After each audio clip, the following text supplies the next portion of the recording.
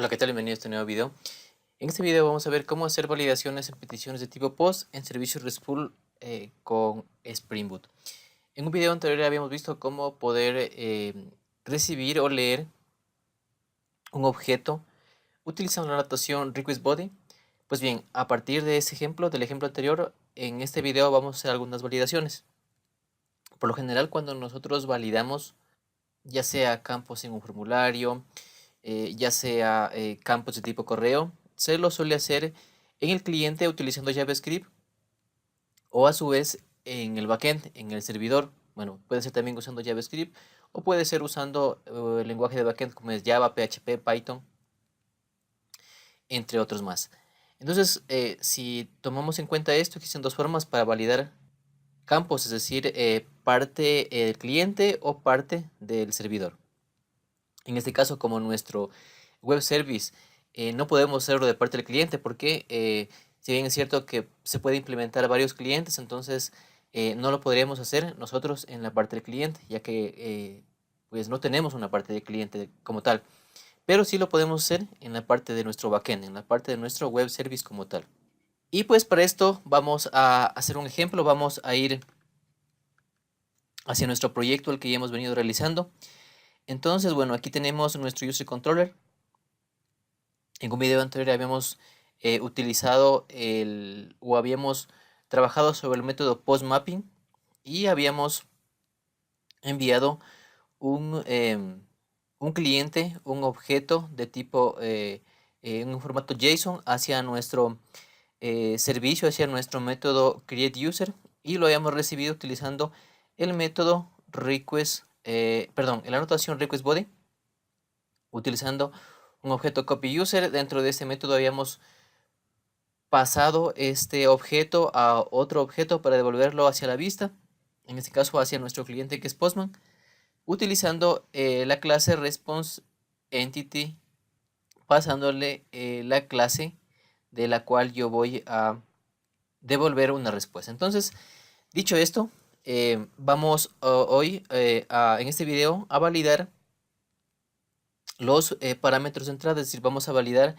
los atributos del objeto que viene en este método cuando recibimos una petición de un cliente, en este caso como es Postman. Y básicamente lo vamos a hacer en el backend, en nuestro servidor, en nuestro programa del lado del servidor. Entonces para esto, Hibernate específicamente proporciona un conjunto de notaciones que nos permiten validar atributos sobre nuestro modelo. En este caso, la clase que estamos recibiendo, nuestro modelo es copyUser. Si vamos hacia nuestra clase, nuestro modelo copyUser, podemos ver que aquí tenemos un conjunto de atributos que son recibidos en nuestro método, pues entonces Hibernate nos proporciona un conjunto de anotaciones que nos permiten validar estos campos antes de que sean recibidos en nuestro método de tipo post. Entonces, lo que vamos a hacer es aquí utilizar simplemente esas anotaciones. Previamente tenemos que ir hacia nuestro método createUser. Recuerda que este ejemplo tú lo puedes cargar desde mi perfil de GitHub, y abajo en la descripción de este video dejo la dirección para que se lo puedas cargar y se lo puedas revisar. Entonces, previamente a esta anotación requestBody, tengo que agregar una anotación llamada valid. Sí, esta es una notación que yo le indico o yo le digo que este objeto que viene tiene que ser validado antes de que pueda ser utilizado dentro de este método. Entonces, aquí hacemos el import, es de javax.validation. Con esta notación estamos diciendo que previamente se reciba este objeto, tiene que ser validado. Entonces, para que pueda ser validado como tal, tengo que irme hacia la clase, hacia el modelo del cual quiero que algunos métodos puedan ser validados, como por ejemplo nombre, apellido o email. Entonces, para esto, por ejemplo, utilizamos anotaciones. Y bueno, una anotación, como habíamos visto, siempre empieza con la arroba y luego el nombre de la anotación. Entonces, en este caso vamos a decirle que nombre no va a ser vacío, ¿sí? Entonces, que nombre tiene que venir con algún carácter o algo para que pueda ser validado. Entonces, aquí vamos a poner arroba not empty, que quiere decir que este atributo no va a ser vacío. Entonces le podemos poner para los siguientes, le podemos poner para los siguientes atributos que también no deben ser vacíos. También tenemos una anotación. Esta anotación es para validar que un campo debe almacenar un email válido, ¿sí? O bueno, un email que contenga el conjunto de caracteres que lo definen como tal. En este caso, que tenga el arroba y seguido del nombre de dominio. Entonces, por ejemplo, en este caso vamos a poner la anotación email que me valida que aquí hacemos el import, si el import es de Java Validation Constraint. Entonces, la anotación email me valida que un email tenga las características que debe tener un correo electrónico. Entonces, aquí también yo puedo poner un mensaje, si dentro de o después de la anotación puedo darle un mensaje y que me diga, bueno, debo poner la propiedad message y le digo que me lance un mensaje en el caso que no esté vacío y me diga, por ejemplo, que el campo nombre no debe ser vacío. Entonces, por ejemplo, esto yo le puedo poner acá abajo para que el apellido también me lo valide de esta manera. Entonces, una vez que yo ya he realizado estas validaciones, voy a ir nuevamente a testear el web service. Guardamos y vamos a ejecutar el proyecto. Damos clic derecho en el nombre del proyecto y vamos a ejecutarlo como una Spring Boot app. Esperamos hasta que se ejecute. Vamos hacia Postman. Previamente recordemos que nosotros ya habíamos creado en nuestro video anterior la forma de cómo enviar un objeto en formato JSON hacia nuestro web service. También recordemos que el método es post. Recordemos que debemos poner la URL, en este caso terminada en /user, ya que este es el endpoint de nuestro web service, que es user controller y que se encuentra aquí nuestro endpoint, que le decimos a través de esa anotación que este va a ser nuestro endpoint. Entonces, una vez que tenemos eso, también recordemos que en headers debemos checar la parte de content type, lo que le dice que este cliente va a enviar un objeto o información en formato JSON. Y también si checamos accept, le decimos que yo puedo retornar o que yo puedo recibir información de tipo XML. Recordemos que en el video anterior habíamos también comentado que el método post en el que estamos trabajando podía consumir tanto formato XML como formato JSON, y a su vez podía producir o podía volver formato XML o a su vez formato JSON. Entonces, aquí en el cliente Postman también debemos especificar qué es lo que queremos recibir. Si yo le checo accept application con el key accept en el value application XML, le estoy diciendo que yo puedo recibir o que yo debo por defecto recibir formato XML. Y bien, bueno, como les mencionaba, entonces para que me devuelva un objeto JSON tendría que ponerle aquí en checar el accept y aquí decirle que quiero una aplicación o que me retorne el formato aplicación JSON. Entonces con esto yo voy a retornar un objeto de tipo JSON.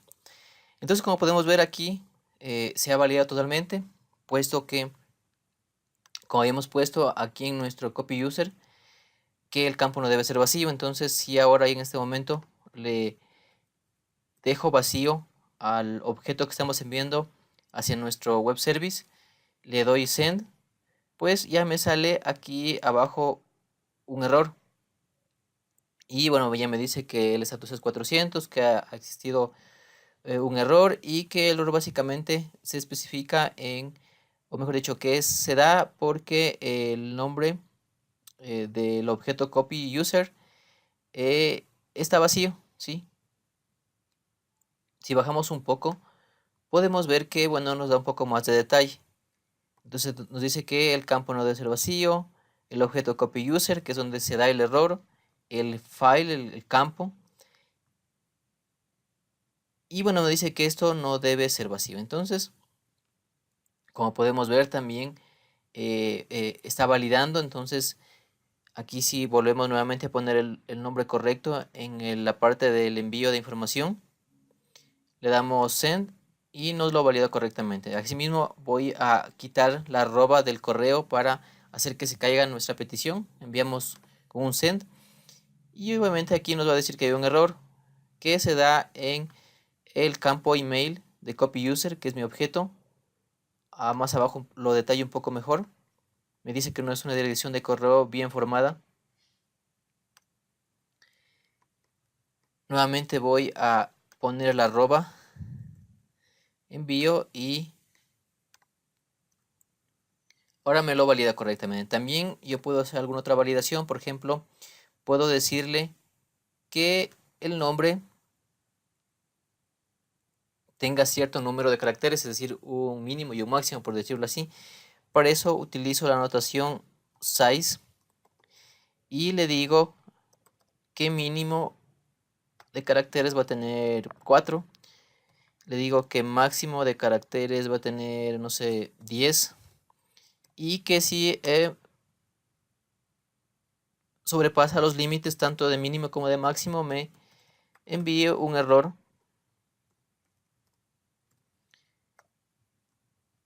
diciéndome que el número de caracteres no es permitido. Debe estar entre 5 y 10. Con esto ya tenemos una referencia del error que nos da. Volvemos a compilar nuevamente.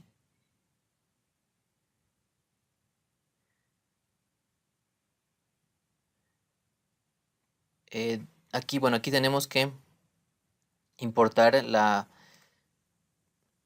paquete donde está la validación. Nuevamente voy a ejecutar por si acaso. Y de nuevo voy hacia, una vez que ya se lanzó el web service, voy hacia el cliente Postman y realizo nuevamente la petición, que en este caso va a ser correcto. Pero si aquí yo solo pongo, por ejemplo, la E, le doy a enviar.